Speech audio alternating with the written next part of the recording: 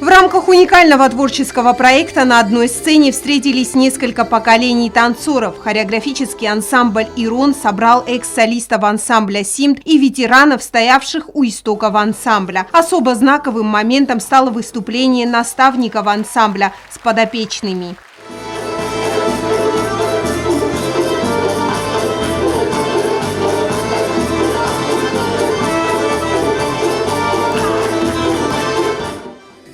Это не иначе, как магия, когда исполнительский опыт педагога соединяется на одной сцене с увлеченностью и азартом подопечного. Путем объединения поколений концерт плюс ко всему стал актом творческого обмена.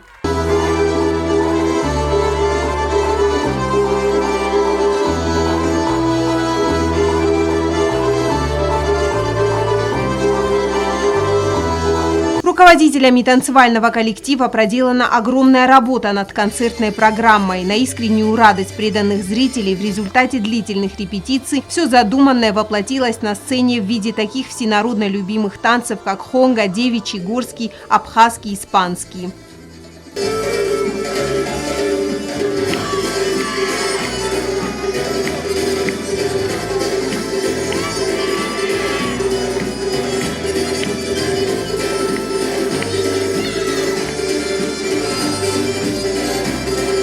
Замглавы администрации Цхинвала Жанна Лулаева выразила артистам благодарность за высокий уровень исполнительского мастерства, вручив им почетные грамоты цхинвальской администрации.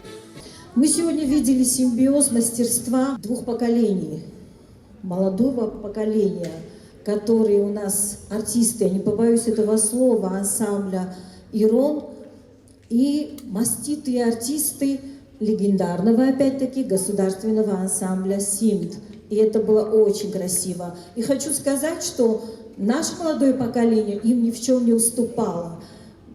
Браво им! В завершении вечера несколько поколений артистов исполнили на одной сцене танец «Симт».